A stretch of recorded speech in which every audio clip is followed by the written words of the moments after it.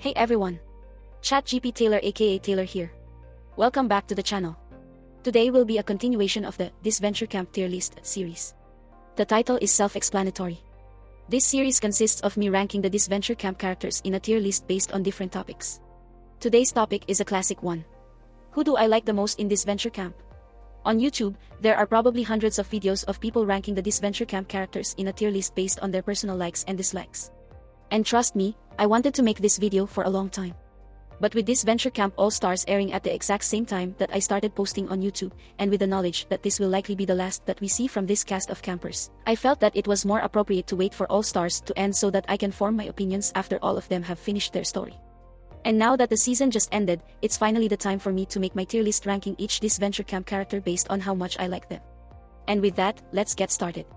Before I begin, make sure to like and subscribe if this video is to your liking, and make sure to comment down below if there's anything that you would like to see going forward. I want to make one more thing clear. I'll be making my rankings based on how much I subjectively like the character. This is not an objective tier list, and I'm not ranking them based on how well they were written. This is purely based on how much I like them and was entertained by them during the show. Keep in mind that these are all my opinions. I'm not claiming them as fact, and people are welcome to think differently about these characters if they want. I know that not everyone will fully agree with how my tier list is arranged, and I encourage everyone to have a civil discussion in the comments if they would like to do so. And without further ado, let's get started. Looking at this tier list, I separated it into 7 tiers, each with a quote from a Disventure Camp character. Starting at the bottom is, I hate them, I hate them, I hate them. This was said by Fiore in episode 2 of season 1, and it's pretty self-explanatory. This tier is for the characters that I outright hate. Plain and simple. Next is, those losers don't interest me, which was said by James in episode 11 of season 2. These are for the characters that I wasn't a fan of, but not to the extent that I would say that I hate them or anything like that. After that is, you could do way better, which was said by James in episode 19 of season 3. This tier will be for the characters that I'm relatively neutral on. There's nothing about them that gives me any strong positive feelings, but there's nothing to give me any strong negative feelings either. It's not necessarily a bad thing to be in this tier. This will probably be the tier for campers that I just haven't seen enough of to make a concrete judgment. The tier above this one is, I was caught in the middle, which was said by Tess in episode 3 of season 3. This tier is for the characters that I have mixed feelings about. Usually, the characters in this tier have moments where I genuinely love them, but there are also moments where I genuinely hate them. They're a mixed bag, overall. And just so it's clear, even though this tier is higher than the you could do way better tier, the characters in this tier are not necessarily better than those in the lower tier. If I could reformat the tier list, I would put these 2 tiers side by side, but I can't, so bear with me. The next tier is, What a Joy, which was said by Gabby in episode 1 of season 1. This tier is for the characters that I personally like, but not to an overwhelming degree. They're not bad by any means, but they aren't the top dogs either. Second from the top is, A Hamilton of Fun, which was said by Kristal in episode 6 of season 3. These are for the characters that I really like and are definitely more likable to me than those below them. But the reason why they aren't at the top is because they're missing something. Just one thing that brings them down a little bit in my opinion. And finally at the top is, You Are Everything I Ever Wanted, which was said by James to Aiden in episode 13 of season 2. This tier is for the characters that I think are incredible. It's probably going to be a tier of campers that I really connect with or I just think were handled well in the show. I think it will take a lot to get into this tier, but I guess we'll see. Let's start with the rankings, shall we? Let's start simple by talking about Will. Will didn't get the most coverage, but in the 2 episodes that he was mainly in, he was pretty decent. His concept of being the big, nice guy who is easily scared was not that annoying, and his interactions with Ashley were nice, even though there wasn't enough time to see too much of them. And his short battle with Fiore was entertaining as well, utilizing the trope of the big guy being scared of the small girl. Overall, he was pretty cool, but I feel like there's not enough entertaining events surrounding him for me to say that I'm a definitive fan of him. So, I'm going to put him in the you could do way better tier. I don't hate him at all, but to be in the higher tiers, a character needs to be able to get me to say I like you, rather than, yeah, you're cool. Following the elimination order, let's talk about Drew next. I really like Drew. I know that he's meant to be a filler character, but him not talking really made him stand out to me. His interactions were pretty good overall. He became good friends with Gabby, had his little alliance with Dan, Tom, and Jake, and even ended up supporting Ellie in the season 1 finale, which I found to be pretty cool. However, just like Will, we didn't get a lot of time to see Drew due to his early elimination. I feel like there's so much more about Drew that we didn't get to see due to his early departure. However, like I said earlier, a character needs to make me say I like you in order to justify putting them in a higher tier. And for some reason, Drew's uniqueness really makes me like him. Therefore, I'm going to put Drew in the what a joy tier. Let's keep the elimination order going and talk about Nick next. Nick is one of those characters that piques my interest for his potential rather than what we actually saw on the show. After hearing his backstory about how he left his overprotective parents and joined the show, I was intrigued about what else we would see from his character. But overall, we mostly saw him falling for Fiore's tricks, arguing with his alliance, and being a bit stubborn, which I didn't really like. However, Nick believing Fiore didn't seem too unreasonable. Even though not siding with Lill and Ashley resulted in his elimination, it didn't seem too unrealistic for me, which I do appreciate. Overall, I think Nick has a lot of potential and he does have an interesting enough personality for me to want to see more of him, but his actions on the show didn't raise my opinion of him. So, I'm going to put Nick in the I was caught in the middle tier. His character interests me, and I just hope we can see more of him down the road. Someone else who I hope to see more of at some point is Lill. I think Lill is a good character. From a story standpoint, I like how Lill was the one to suss out Fiore. After all, Lill should be able to tell that Fiore isn't an average 6-year-old considering that Lill's job is to manage young kids in her Girl Scout troop. I also like the fact that Lill was relatively game-savvy, since she was quick to realize that she needed a majority alliance to stay safe in the game, which prompted her to team up with Will, Nick, and Ashley. Had Fiore not been in the season, I really think that Lill's alliance could have dominated the game, and there's a chance that Lill ends up winning the season due to her physical prowess, strategic acumen, and generally pleasant demeanor. So with this in mind, I'm actually going to put Lill in the Hamilton of Fun tier. I really like Lill, and I hope we could see more of her in the future in some way. Let's take a break from the Season 1 campers and talk about Oliver. As a first boot, we didn't get to see a lot of Oliver's gameplay. But since he stayed on as an intern, we did get to see more of him. Although to be honest, I found myself feeling bad for Oliver considering how Kristal treated him in Season 2. Luckily, we got to see a bit more of a positive Oliver in Season 3. I really like early in Season 3 when he learned that he didn't have to jump from the plane due to his status as a staff member. I wish we could see more of these moments since it would give us a chance to see Oliver's new status in the entertainment industry and how he has to learn the ins and outs of it. Unfortunately, I feel like he was sort of pushed aside in Season 3 in favor of the host plots. So with all of this considered, I'm going to put Oliver in the you could do way better tier, since I don't feel like Oliver had many moments to cement his likability, but I also don't dislike Oliver at all. And I'll put him above Will since I feel like there's more potential with Oliver if we can learn more about his backstory, while I feel like Will has already shown what he has to show with his personality. Continuing with Season 2 campers who were eliminated early, let's talk about Kai next. To me, the aspect of Kai that interested me the most is that he didn't seem to be here for strategy. Kai never seemed interested in being a strategic player, which I think adds some variety to the cast and helps the season not become too game-butty. However, I can't say that there's anything else that really makes me like Kai. Don't get me wrong, his tirade against Yul and his bond with Maggy were very nice to see, but I can't say I was as entertained by it as I was when I watched Drew interact with others. That's probably a hot take, but oh well. I don't hate Kai at all, but there isn't much that makes me want to rank him high on this tier list. And thus, I feel like the right place for Kai on my ranking is in the you could do way better tier. He's not bad at all, but I wish we could have seen more from him. And I'll put him behind Will because I'm more interested in Will's off-screen growth as a character over the seasons. And now that we're done with Kai, let's talk about the person he has a close bond with. Maggy. I think Maggy's character is interesting in the sense that it defies appearances. A muscular woman who is soft and kind-hearted is a refreshing character to see. Not to mention her relationship with Kai was cool too. However, I really wish we could have learned more about Maggy and her growth as a character, both personal and relationship-wise. I wish there was more to her becoming confident than just having Yul hate her and getting revenge by punching him at the end of episode 4. As for her and Kai, I'm glad that we got to see a few scenes with them together. But like Kai, I just wish we could have seen more. And because of this, I'm going to put Maggy at the top of the you could do way better tier. I think Maggy has the potential to be more interesting, and I hope she gets the opportunity to do so. Speaking of getting opportunities, let's talk about Dan. To this day, I've seen so many people clown on Dan for being an NPC and having no personality. While I wouldn't go that far, I do wish that Dan showed more of his character and personality while in the game. And it looks worse considering he had half a season to show his character while other characters arguably showed more character in less episodes. However, I don't actually hate Dan that much. Sure, he could have been so much more, but not doing much doesn't make me hate a character. It's not like I groaned when he walked on screen. I was hopeful that he would slowly show more qualities to justify his know-it-all label, but he didn't. So, I'm going to put him at the bottom of you could do way better. He didn't do a lot in the time that he was here, but I don't hate him at all for not making a huge impact. Speaking of a huge impact, let's talk about Karol. Even though Karol had about 3.5 episodes to show her character, she found a way to make it work.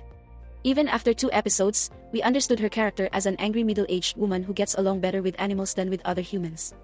This is a concept that I actually kind of enjoyed, and seeing her interact with animals was pretty cool if you ask me. And gameplay-wise, Karol wasn't afraid to be a little strategic, which I do appreciate. Even though she wasn't able to fly under the radar long enough to get revenge on James and Aiden, she certainly tried through her manipulation of Riya and her deceptive change in attitude. When I first watched the season, I thought she would just be a generic Karen, but I'm glad that she defied those expectations for me. Therefore, I'm going to put Karol ahead of Drew in the what a joy tier. Even though we're not going to see more of her character anymore, she definitely made her presence known while she was here. To cap off the first 10 campers, let's talk about the highest placing camper who didn't make it into All Stars. It's Rosa Maria.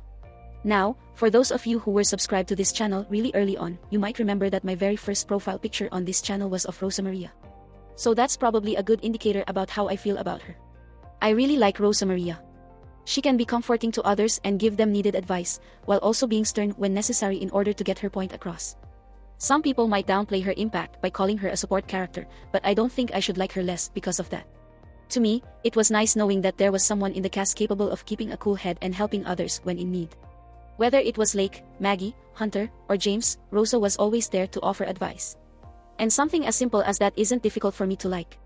So, I'm putting Rosa Maria as the second entrant in the Hamilton of Fun tier. I'm putting her behind Lill though, because I feel like Lill was a more active game player in the series, and I really appreciate game-savvy players. Now that we've talked about some of the competitors, let's talk about some of the staff. Let's start with Trevor. I found Trevor to be pretty entertaining. Yes, I know that he's supposed to be the happy-go-lucky host between him and Derek, but aside from his positivity, there are some memorable moments that I really like. This includes him dancing in the producer's tent, him passionately singing on stage, him pretending to be drunk off of apple juice, and his early interactions with Emily in Season 3. He may not be the most complex character, but that doesn't take away from him being entertaining. And with this in mind, I'm going to put him at the top of the What a Joy tier. Hopefully the upcoming staff series will help expand on his backstory and give me another reason to like him. Let's follow up on Trevor with his hosting partner, Derek. To be honest, I didn't like Derek too much in the first season, although I realized that a lot of that has to do with him being the evil host in his partnership with Trevor. But after Season 3, my opinion of him actually improved. We got to see more of his personality through his interactions with Kristal, and I was happy to see more personal interactions between him and Trevor. I also like the fact that Season 3 showed Derek's ambition to climb the ladder in show business. I feel like it's a reasonable trait for his character. However, I wasn't the biggest fan of him abandoning his intern duties and leaving Trevor to pick up the slack. And of course, him leading the charge to eliminate the wildlife in Season 1 isn't a good look either. So, I'm going to put Derek in between Karol and Drew in the What a Joy tier. I don't quite like him as much as Karol, but maybe the staff series will give me more details of his backstory that could change my opinion. Let's cap off the trio of hosts by talking about Kristal next. My feelings regarding Kristal are very mixed. I didn't like how she treated Oliver back in Season 2, but I like the fact that she grew to be more considerate over the course of the season. Also, her Season 3 plot of realizing that hosting might not be what she wants in life is a bit intriguing to me. And even though some people might hate her for having a fling with Derek, I personally don't hate her for it. Trevor didn't confess to Derek early enough and Kristal shouldn't have to wait for Trevor to do something. Although, the power difference between Kristal and Derek makes the situation a bit questionable. And I will admit, I really didn't like how Kristal treated the campers back in Season 2. This includes telling Tess to burn her medication, exposing Lake being bold, revealing very personal information regarding Rosa Maria's pregnancy, and pretty much outing Aiden during the Episode 4 challenge. These moments just leave a bad memory with me that I really can't let go of. So, I'm going to put Kristal in the I was caught in the middle tier. And I'll put her behind Nick, because Kristal's negative moments really outweigh the positive ones for me. Let's move on to the rest of the staff by talking about Emily. When we were first introduced to Emily, I wasn't the biggest fan of her. I originally thought that she would just be here to stir up unnecessary drama. But as time went on, I really grew to like her. Her general wittiness and sassiness was really entertaining to me, especially in her interactions with Yul and Trevor. Some of the moments in Season 3 where I laughed the hardest included Emily. One moment was in Episode 5, when she had to specify that Yul should kiss Grett instead of just saying, kiss her. And another moment was when Trevor talked to her about Derek going through a phase, and Emily corrected him by noting that if Kristal was a phase, then Derek's definitely gone through her. That being said, I really didn't like the direction that Emily's character went in the last few episodes of the season. I know that she was devastated after losing her job, but going full cartoon villain mode and trying to harm the contestants to get the show cancelled was really annoying to me. I wish I could say it didn't hurt my opinion of her, but it kind of did. So overall, I'm going to put Emily ahead of Kristal in the I was caught in the middle tier. Emily definitely had some bad moments late in the season, but it didn't annoy me as much as Kristal's most negative moments. Next on the list of staff are Marcus and Nina. Now, even though they are in the same image in this tier list, I'm going to give them their individual rankings, but place them in the tier list based on their overall ranking. Let's start with Marcus. To me, Marcus is just a really steady character. He doesn't do anything to really pop off the screen, but he does have moments that leave me intrigued. I'm still curious about how he and Nina originally met, and I'm sure we'll probably get some answers thanks to the staff series. And as far as his interactions with the rest of the staff, they've been a bit interesting to me. His brief conversations with Kristal show that he at the very least cares about her well-being, so that's a positive. And it was kind of cool seeing him sternly tell Derek to treat Kristal well. I don't think he's a bad guy, and I'm optimistic that the staff series will help build on his backstory and raise my opinion of him. Individually, I'd probably put him at the top of the you could do way better tier. And for Nina, she's definitely unique. Originally seen as a simple puppet, she definitely made a character for herself as a sentient being. Between roasting other characters and being nonchalant about her sentientness, she was really entertaining to me. And I found it quite funny that people over time just accepted her being sentient. No one tried to explain it. They just saw her being sentient and were like, yeah, that makes sense. Some might criticize it for being unrealistic, but it definitely made the show funnier for me. Individually, I'd put Nina near the bottom of the what a joy tier. So where will I put both of them? It's a bit tough, but I'm going to put them at the top of the you could do way better tier. I would be more than willing to move them higher once we get their backstories, but for now, I'll be conservative and put them in this tier. And to cap off the remaining staff members, let's talk about Jensen. There isn't much for me to say about Jensen, but in general, I wasn't a big fan of his presence in Season 1. His main relevance was to be a part of the spy plot and the host plot in Season 1. And to be completely honest, I wasn't that interested in either of those plotlines. Maybe it was because Tom got fired mid-season and didn't have to trail Jensen anymore. Maybe we didn't get to see enough hints about what Jensen was doing until late in the season. Or maybe it's just a personal thing and I just wasn't able to grasp onto his story as much as I should've. I don't hate Jensen. I just wasn't interested in him or his story. So because of that, I have to put Jensen as the first entrant in the those losers don't interest me tier. Sorry Jensen. Maybe the staff series will help build on your character. Now we can finally start talking about the All-Star campers. To kick this off, let's talk about Season 1's winner. Miriam. When I first saw Miriam, I thought that she would just be an angry old woman who was negative all the time. But her development into realizing that the younger generation isn't that bad, and then going on to win the season was really satisfying in my opinion. And even though she was eliminated early in Season 3, she still managed to make her mark by exposing the villain's alliance to the rest of the cast and almost turning the tables against Alec in Episode 4. One thing that I really like about Miriam is how strategically savvy she is. As she said herself, she may not be able to beat people with strength, but she can always beat them with brains. And the inclusion of her backstory and how it led to her and Jake forging a strong bond helped endear her as a character to me. With this in mind, I'm going to put Miriam at the top of the Hamilton of Fun tier. The only reason why she's not in the top tier is because I wasn't a fan of how she faked a heart attack to pull ahead of Ellie in the Season 1 finale. I know it's a game, but I wouldn't go that far to win. Now that we talked about Season 1's winner, let's talk about Season 2's winner. James. I have mixed feelings about James. James's actions in Season 2 weren't the best in my opinion. Yes, I do appreciate the fact that he and Aiden ended up together, and I'm glad that he learned to value the people around him rather than his followers. However, the steps that led him to this point weren't the best.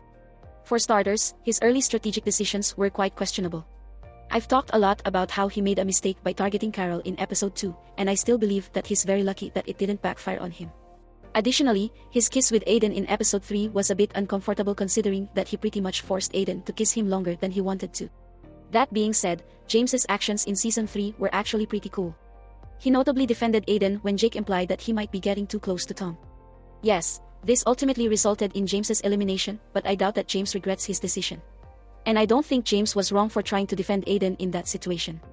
And then we fast forward to Episode 19 where he was the only one calling out Jake for not changing. Now, I personally think that Jake has changed as a person, but I can see where he's coming from with his comments, considering how Jake sort of regressed in Episode 18. So, I think I have to put James in the I was caught in the middle tier.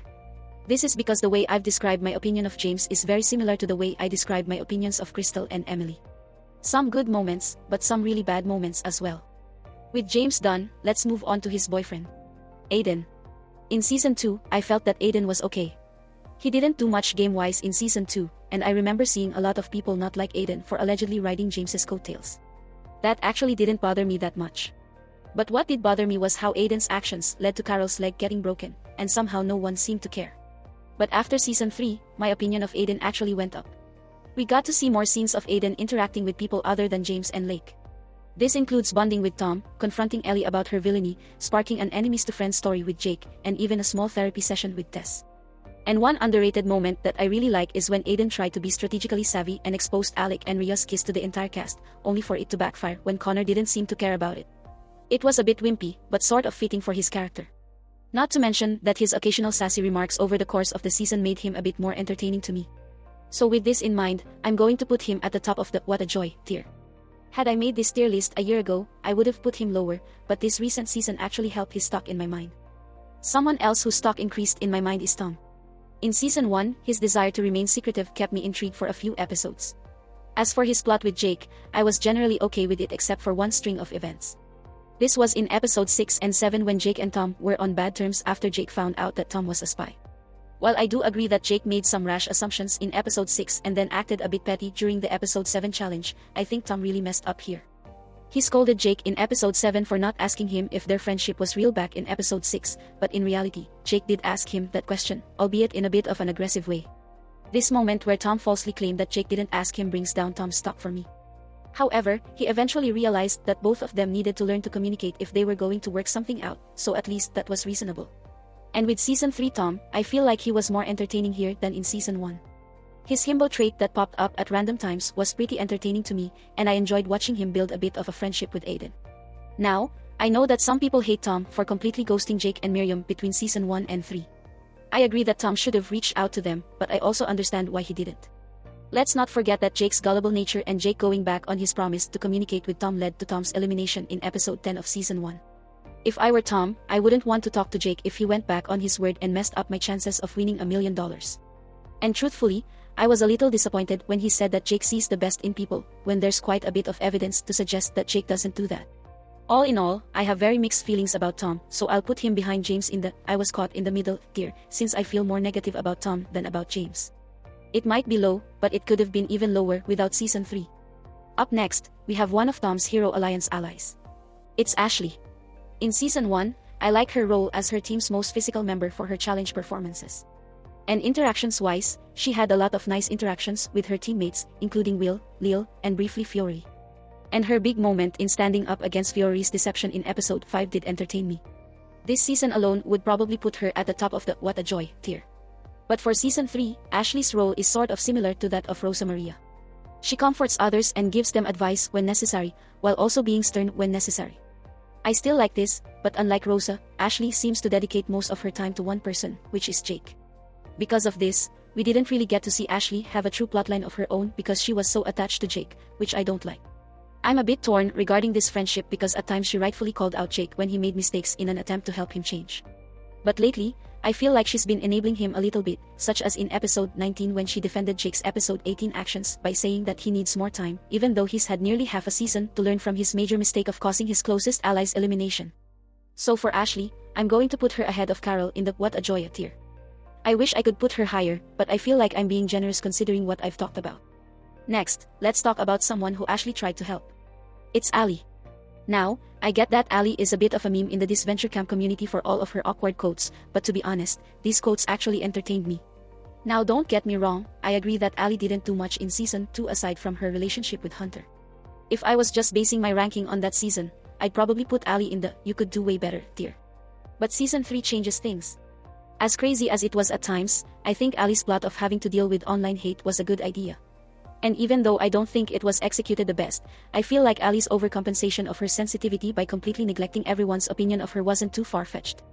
That being said, I wish we saw more of Ellie struggling with this dilemma through the middle of the season. From episodes 8 to 14, all we really saw was her arguing with Jake. And I do think her arguments with Jake bring her down, especially after she left him in a cave with a bear. So with all of this in consideration, I'll put Ellie in between James and Tom in the "I was caught in the middle" tier. I was more entertained by Ellie than I was by Tom, even though it isn't by much. Following Ellie, let's talk about her boyfriend, Hunter. I think Hunter was alright in Season 2. When I first watched the season, he intrigued me as one of the few campers to openly state that they were here to play the game. But outside of that, there weren't a lot of things for me to look at positively. There was his messy poly trio with Tess and Ellie, his highly questionable actions with Tessa's spills back in episode 5, the fact that he thought Lake was in love with him, and the fact that he won 4 straight immunity challenges despite 3 of them involving either luck or breaking the rules. And this doesn't even count the drama going on with the writing in that season. But in season 3, I actually like Hunter more. Even though a lot of people give him flack for beefing with Fiore, I think his strategy to target the weaklings was actually decent. He just didn't go about it in the best way. And even though he was a bit dismissive towards Allie's concerns regarding her haters, he was able to understand that he needed to be there for her, and they managed to patch things up by the end of the season, so that's nice. But all in all, I feel like there's just too many negative moments for me to rank Hunter too highly, so I'll put him in between Ellie and Tom in the I was caught in the middle tier, mainly because I was slightly more entertained by Ellie than by Hunter. I'm not saying that Ellie is a better character than Hunter, just that I found her to be more entertaining, that's all. With Hunter done, let's talk about the person he hated for a while. Fiore. My opinion of Fiore has stayed relatively the same across both of her seasons. I think Fiore is a really cool camper. Her role of being a kid who can walk, talk, and think her way around people much older than her was really cool to me. Some might argue that it's unrealistic, but that doesn't stop me from viewing it as entertaining. The absurdity of how unhinged she can be is very amusing. A 6-year-old shouldn't be manhandling a 6-foot-tall, muscular man, tricking people into thinking a scout leader burned their belongings, or shooting someone point blank, but here she is. And this continues into season 3 where she has no problem mouthing off at people who try to yell at her, which I still found to be very entertaining. And if you add this to the somewhat father-daughter bond that her and Alec have, you get a character with a lot of reasons to like them. And as a result, I'm going to put Fiore as the first entrant in the You Are Everything I Ever Wanted tier. Honestly, I spent a few minutes trying to think of a significant reason to put Fiore in the second tier, and couldn't really think of one. Maybe her manipulation at the final 6 was a bit cruel, but I don't hate it enough for it to bring her down. So Fiore can stay in the top tier. I have similar opinions regarding the next person on this list, which is Lake. I really like Lake as a character, and I think most people would agree that Lake's development is one of the better things to come out of season 2. Her character development is a big highlight for me. She started out being swamped by her parents' expectations, to being a bit resistant to people telling her that she wasn't being treated well, to her realizing that she's sick of being pushed around, all the way to her declaring that she's going to live her life in the way that she wants to. It was just really satisfying to see. Maybe I'm more partial to it because I also grew up in a strict household, so I really empathized with the situation that she faced. And considering her friendships with Rosa Maria, Maggy, Aiden, James, and Tess, I think she's just a likable person who people want to be around. And because of this, I'm also putting Lake in the You Are Everything I Ever Wanted tier. And I'll put her ahead of Fiore because I really empathize with her backstory. Up next, we have the camper responsible for Lake's elimination in season 3. It's Ellie.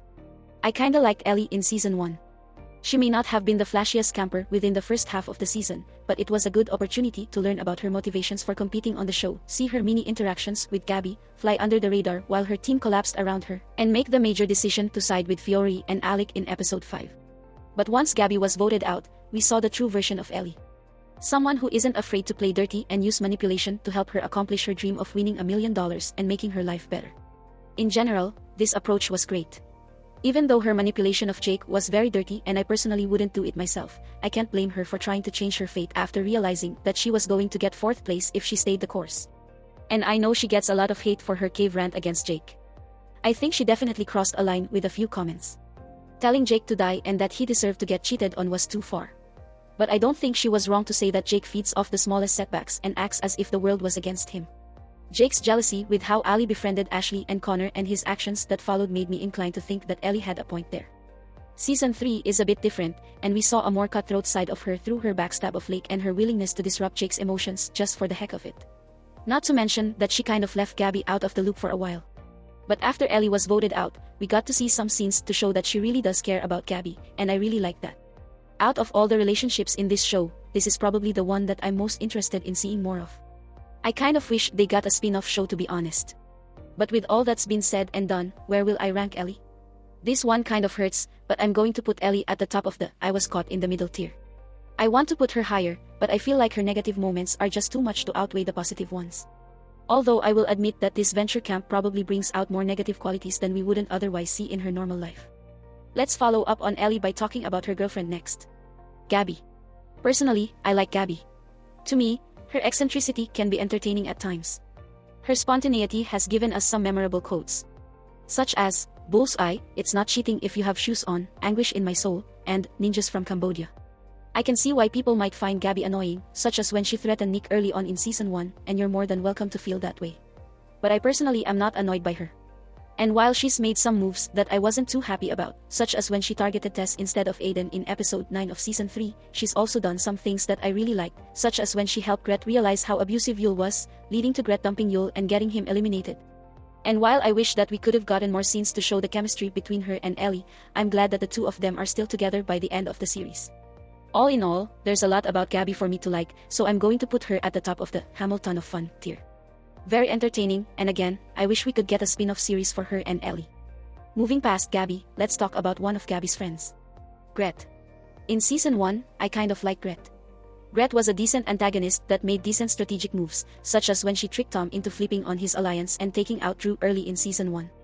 As for mistreating Gabby, I definitely wasn't a fan from a moral standpoint, but it definitely added drama to the season and set Grett up for a good downfall in episode 6, which was cool.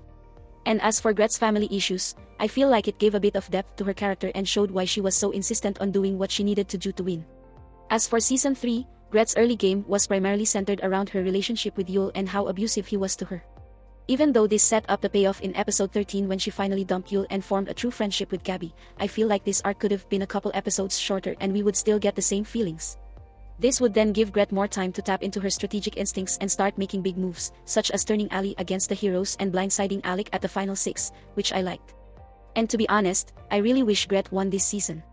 I think she would have been a great winner. With that being said, I'm putting Grett in between Miriam and Lill in the Hamilton of Fun tier. But she would be higher if she did a little bit more in the first half of Season 3. Next, let's talk about the camper who Grett directly blindsided. It's Alec. In Season 1, Alec was pretty enjoyable to me. He tried to lay low and stay out of all the drama, serve as a pretty decent sidekick to Fiore, and we got to learn a little bit about his home life, all of which I enjoyed and appreciated. I think one of the biggest criticisms surrounding Alec in this season was that he was just Fiore's sidekick. While I agree that this doesn't help Alec forge his own character, I enjoyed the Fiore and Alec dynamic in Season 1, and it didn't take away from me liking Alec in Season 1. As for Season 3, I really like Alec in the first half of the season. He made a good move by pulling the villains into an alliance, and had some pretty good interactions with Connor when talking about their personal lives. But episode 13 to episode 16 is where reality hits Alec like a truck, and he spends quite a bit of time being upset over his own decisions and the fact that he's hurting Connor.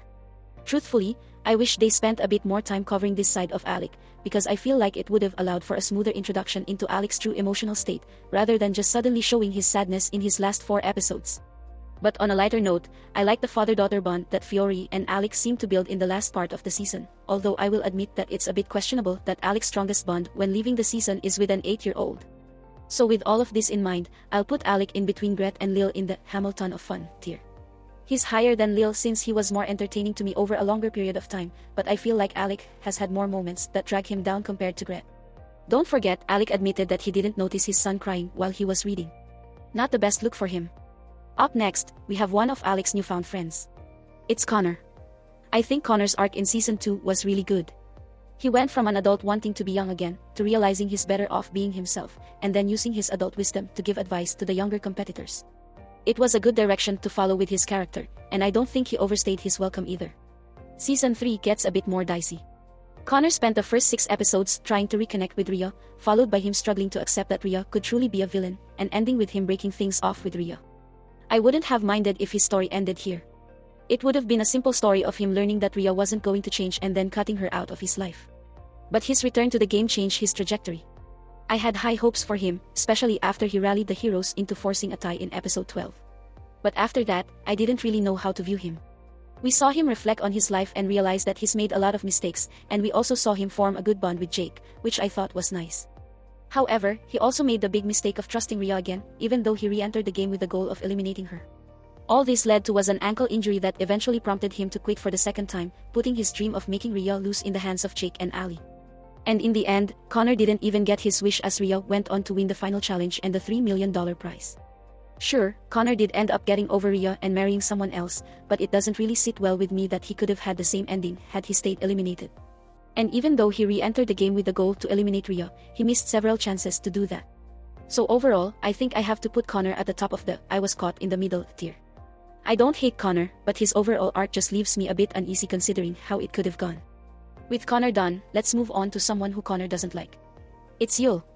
But before I talk about Lill, I want to make two things clear, because I feel like I need to. First of all, I want to reiterate that this tier list and my rankings do not reflect how good or horrible of a person I think they are. They're a measure of how entertained I was by their character. And secondly, I'm going to put a disclaimer at the top of the screen so that this is 100% clear. I do not support/condone any of Lill's inappropriate actions while on the show. Is that clear? Okay, let's continue. I'll start with this. Lill is obviously a horrible person on a moral level.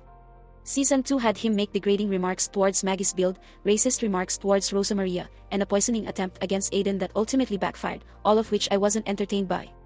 And in Season 3, when Lill wasn't being coached by Emily, he was mostly seen being abusive towards Grett, culminating in episode 13 when Grett dumped him and voted him out. I will say that I think this plot went on a little too long for me. All of these moments will bring him down on my tier list. But to be honest, Lill being a horrible person has also led to some entertaining moments. For example, episode 1 of season 3 had Lill quickly backtrack and make an obviously fake apology after being scolded by his manager, which I thought was funny. And I don't think it would have been funny to me if Lill wasn't set up as a horrible person. Imagine if Lill was replaced with Dan in this scene. I don't think it would have the same effect because we don't have the predisposition of Dan being a horrible person, and I think people would be mainly criticizing Dan for having a fake apology. But since we know that Lill is a horrible person and that he's desperately trying to save face, that moment was funny to me. Another example is when Lill falls down a ravine in the season 3 finale and instead of Riya asking if he's okay, she asks if he found any gems, leading to Lill saying, "I'm okay, by the way." If Aiden was in that position instead of Lill, I think people would look at that scene and mainly criticize Riya for not looking out for Aiden's well-being. But because Lill is not a good person, the fact that Riya was not concerned for his safety comes off as being funny. I don't know if this is a hot take, but I think it's okay to not agree with the character's actions and still be entertained by the hijinks that they get caught in. I don't agree with Lill's actions, but that doesn't mean the scene where Emily told Lill to kiss Grett, and Lill instead said the words, "kiss her" isn't funny. I thought that moment was hilarious. If Lill genuinely does something funny that's independent of his controversial actions, then I don't think it's wrong to be entertained by it. And with that, I'm going to put Lill ahead of Kristal in the "I was caught" in the middle tier. His few entertaining moments aren't enough to overshadow the fact that I was annoyed by his most outrageous actions. Now before we move forward, I want to emphasize something. So far, we've gone through 31 of the 34 cast members and hosts in Disventure Camp. This leaves us with 3 campers: Riya, Tess, and Jake. And the reason why I left these 3 for the end is because I feel like my opinions for these 3 campers will be the most controversial out of all my opinions in this video. And with that, let's kick off the final 3. Let's start with our recently crowned winner of All Stars. It's Riya. In Season 2, I was rooting for Riya for a while. I thought Connor's early elimination and her story about not wanting to be alone was all a setup for a big heroic payoff late in the season. And after spending roughly 4 or 5 episodes of not doing much, a combination of indirectly eliminating her ally and some encouraging words from Karol prompted Riya to change course and become much more villainous. This led to a flurry of sudden villainous actions such as betraying her closest ally, breaking up the last couple in the game, and leaving someone to die on a cliff. Personally, I don't hate the direction that her character went in, but I do wish that this transition was spread out across the whole season, since we get a good 4 or 5 episodes in the middle of the season where Riya doesn't do much. In general, I wouldn't say that she was super enjoyable to watch through that season, even though I rooted for her at the start. As for Season 3, my opinion of Riya moved up and down with every passing episode. And I think it was the constant switching of Riya's personality between villainous and remorseful that really soured my opinion of her. And I know that some people will argue that the switching between villainous and remorseful is a sign of Riya being a complex character. And to that I say, if you think you can tell someone that you hope they end up in a wheelchair and still think you can salvage a relationship with them, you're not complex. You're just stupid. Granted, Riya isn't that smart with strategy either, which is another reason why I can't place her high on my ranking. Riya has made quite a few strategic decisions that I don't think were ideal. In Season 2, Riya betrayed her closest ally at the final 5 just to get her immunity totem, when she could have kept Rosa around and had an unconditional ally to help her control 50% of the votes at the final 4. Another example is when she threw her vote against Lill in episode 4 of Season 3. It seriously could have backfired on Riya if everyone else didn't vote exactly the way they did at that ceremony. Also, she's very lucky that Connor didn't tell Allie that Jake broke her game in episode 18, because Riya could have lost that episode's immunity challenge had Connor told Allie and stopped her from shocking Jake. I wish that Riya was portrayed as a villain who thinks they're a great player but ends up failing from their own mistakes. Instead, we spent a series of episodes watching Riya do many horrible actions followed by intermittent scenes of her secretly looking remorseful. And then if you add this to the numerous times she willingly injured people and got no repercussions for them, there are many reasons for people not to like Riya. Now, I did mention in a previous video that I hoped a villain would eventually win a season, but I didn't think that Riya would be the one to take that title. And although I see the point of how season 3 ended, I don't think Riya is in as bad of a position as people say she is. I've seen people say that Riya may have won, but that she ended up alone and unhappy. But the way I see it, the only people that we know for certain hate Riya are the cast of the show. As far as we're aware, Riya still has fans from her acting career and it's possible that her family still likes her, so I wouldn't say that it's definitive that she's alone. Additionally, we don't have any indication that Riya's actions on the show have ruined her acting career. It's not like her agent called and told her that all her shows dropped her due to her actions on the show. She could very easily still go back to acting and make a lot more money. And even if she doesn't, she still has nearly $3 million from winning the show, so she is definitely not poor. I like the idea of Riya losing more than she gained from the show, but I just don't think she lost as much as some people claim. And because of this, I have to put Riya at the bottom of the those losers don't interest me tier. I don't hate her, but I can't justify putting her any higher. It's time for my second most controversial take of this tier list. Let's talk about Tess. Now, unlike the other characters, I'm going to start by ranking Tess on the tier list. I've decided to put Tess in between Ashley and Karol in the what a joy tier. Now, I understand that Tess's run on the show isn't the most flashy. In season 2, her main plot was being part of the poly trio with Hunter and Allie, and that didn't really go anywhere for her. There was also the mention of her having depression, but I don't think we learned much about it beyond her taking antidepressants for 3 years. I wish we got to learn more about her and her backstory through this season. And in season 3, the biggest criticisms surrounding Tess are that she's just a support character, she didn't have an arc of her own, and that she robbed Ellie of being able to save herself financially. Now, you might be wondering why I have Tess this high on my tier list despite all these criticisms. And it really comes down to one thing for me. This might be controversial, but I can't wrap my head around hating a character for not being exciting. It's not like Tess being a support character is inherently offensive or rude. Sure, it might not be too exciting, but I can't equate it to something like Lill being abusive. It's not the same for me. Not everyone in life can be a main character. And sometimes we need these support characters to keep the story going. And honestly, I would say that out of all the competitors in Disventure Camp All Stars, I feel like Tess was the least problematic and was in the least significant arguments, which was honestly a breath of fresh air to me. And to be completely transparent, I relate to Tess a little bit on this topic. In real life, I'm the Tess of my friend group. If someone in my friend group asks me for advice on a topic, I'm more than willing to offer help, and I don't think that's a bad thing. Now some of you might say, Taylor, if you're the Tess of your friend group, then that means you're boring. I won't disagree with that. I do think that I'm boring. One of the reasons why I use an AI voice instead of my actual voice is because I know that people would fall asleep if they had to listen to me speak for 40 minutes straight. I just don't understand how being boring became so bad. Maybe it's just me, but if wanting to avoid stress and drama means that I'm boring, then I'm glad to be boring. Therefore, I'm more than happy with keeping Tess in the third tier. And last but not least, we have Jake. I have a lot to say about Jake. First of all, Jake wasn't too bad in the first 9 episodes of season 1. He had a good development with Miriam as they became each other's support system. And while he and Tom went through a rough patch, this version of Jake actually tried to communicate with Tom and ask questions, which I appreciate. And in season 3, even though some people claim that Jake never changed, he did show signs of changing from episodes 12 to 17, mainly through his friendship with Aiden and his willingness to try and patch things up with Ellie, which I do like. And even though he didn't win season 3, I'm glad that he was able to patch up his bonds with most of the cast and still find happiness without the $3 million prize. But boy, it wasn't all good. In episode 10 of season 1, Jake really messed up by not breaking away from Ellie to try and ask Tom about Ellie's claim. And this comes after Tom and Jake promised to talk things through whenever they had problems. Now some might say that Ellie was holding him back and preventing him from talking to Tom. But it's not like Ellie was physically restraining him. If Jake really wanted to, he could have shoved Ellie aside and ran to talk to Tom. Now some might say that Jake really trusted Ellie since Jake does have trauma from being cheated on in the past, which is why he didn't go to Tom. That's definitely the most reasonable explanation for why he didn't do it, and I completely understand if this is why Jake didn't confront Tom about the allegations. I just wish he stuck to his guns and approached Tom about it, because he definitely wanted to, otherwise we wouldn't have seen a brief scene before the ceremony where he was going to give Tom a chance to explain himself. Season 3 was a very rocky road for Jake. There were just a lot of moments where I really didn't enjoy watching him. This started in episode 2 when he got upset at James for being upset over him implying that Aiden might be cheating on him with Tom. Keep in mind that this is based off of Jake watching Tom and Aiden high-five and having a 30-second conversation with Alec. This really irked me because a high-five is far from enough evidence to suggest that Aiden is cheating. And Jake seriously trusted Alec? The guy who was the brains behind breaking up Tom and Jake, getting Tom eliminated and then keeping Jake against Ellie in season 1? This just did not make sense to me. Then there was Jake's jealousy of Ellie for simply hanging around with Ashley. I get that Ashley and Jake are close friends, but I don't think it's unreasonable for people to have more than one friend. And I'm glad that Ashley was able to put Jake in his place when he acted petty towards Ellie during this string of episodes. But I will say that this was the time where Jake tried to improve by asking Ashley to call him out when he wasn't being reasonable, so I'll give him some credit there. This period was followed by episode 10, which might be his worst episode on the list. Jake starts the episode with a very obvious reluctant apology and then gets upset when Ellie doesn't take it seriously.